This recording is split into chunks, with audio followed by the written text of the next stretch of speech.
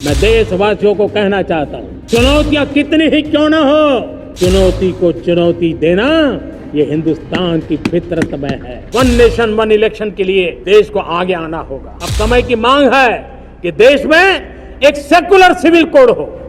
मैं देशवासियों को कहना चाहता हूँ, चुनौतियां कितनी ही क्यों न हो, चुनौती को चुनौती देना ये हिंदुस्तान की फितरत में है। न हम डिगेंगे, न हम थकेंगे, न हम रुकेंगे, न हम झुकेंगे। हम संकल्पों की पूर्ति के लिए 140 करोड़ देशवासियों का भाग्य बदलने के लिए, भाग्य सुनिश्चित करने के लिए, राष्ट्र के सपनों को साकार करने के लिए हम कोई कोर कसर नहीं छोड़ेंगे।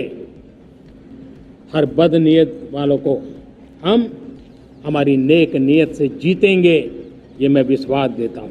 देश ने बार बार चुनाव इस देश की प्रगति में रुकावट बन रहे हैं, गतिरोध पैदा कर रहे हैं। आज कोई भी योजना को चुनाव के साथ जोड़ देना आसान हो गया है, क्योंकि हर 3 महीने 6 महीने कहीं न कहीं चुनाव चल रहा है। कोई भी योजना जाहिर करोगे आप तो मीडिया में देखेंगे, चुनाव आया तो फलाना हो गया, चुनाव आया तो फलाना हो गया।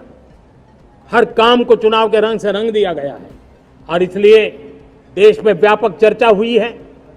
सभी राजनीतिक दलों ने अपने विचार रखे हैं। एक कमेटी ने बहुत बढ़िया अपना रिपोर्ट तैयार किया है। वन नेशन वन इलेक्शन के लिए देश को आगे आना होगा। मैं लाल किले से तिरंगे की साक्षी में देश के राजनीतिक दलों से आग्रह करता हूं, देश के संविधान को समझने वाले लोगों से आग्रह करता हूं कि भारत की प्रगति के लिए, भारत के संसाधनों का सर्वाधिक उपयोग जन सामान्य के लिए हो, उसके लिए वन नेशन वन इलेक्शन के सपने को साकार करने के लिए हमें आगे आना चाहिए।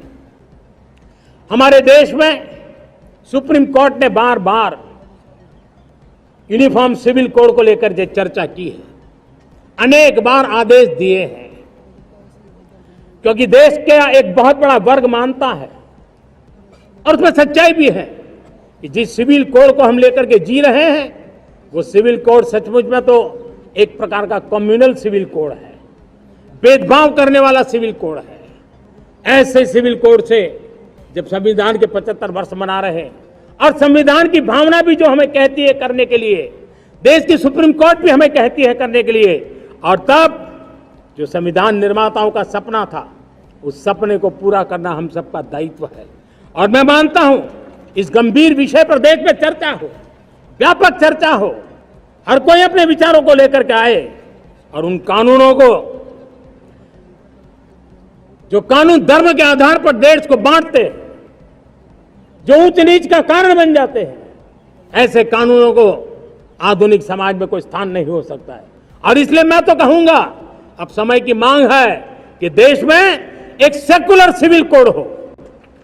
हमने कम्युनल सिविल कोड में 75 साल बिताए हैं, अब हमें सेक्युलर सिविल कोड की तरफ जाना होगा और तब जाकर के देश में धर्म के आधार पर जो भेदभाव हो रहे हैं, सामान्य नागरिक को जो दूरी महसूस होती है, उससे हमें मुक्ति मिलेगी। और मैं आज लाल किले से फिर बार एक अपनी पीड़ा व्यक्त करना चाहता हूं। एक समाज के नाते हमें गंभीरता से सोचना होगा कि हमारी माताओं, बहनों, बेटियों के प्रति जो अत्याचार हो रहे हैं, उसके प्रति देश का आक्रोश है, जन सामान्य का आक्रोश है। इस आक्रोश को मैं महसूस कर रहा हूं। इसको देश को, समाज को, हमारी राज्य सरकारों को गंभीरता से लेना होगा। महिलाओं के विरुद्ध अपराधों की जल्द से जल्द जांच हो, राक्षसी कृत्य करने वालों को जल्द से जल्द कड़ी सजा हो, वो समाज में विश्वास पैदा करने के लिए जरूरी है। मैं ये भी बताना चाहूंगा कि जब बलात्कार की या महिलाओं पर अत्याचार की घटनाएं घटती हैं तो उसकी बहुत चर्चा होती है, बहुत प्रचार होता है, मीडिया में छाया रहता है। लेकिन जब ऐसे राक्षसी मनोवृत्ति व्यक्ति को सजा होती है तो वो खबरों में कहीं नजर नहीं आती है, कोने में कहीं पड़ा रहता है।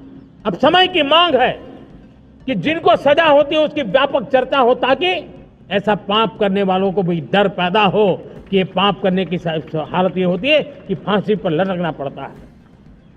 और मुझे लगता है कि ये डर पैदा करना बहुत जरूरी है।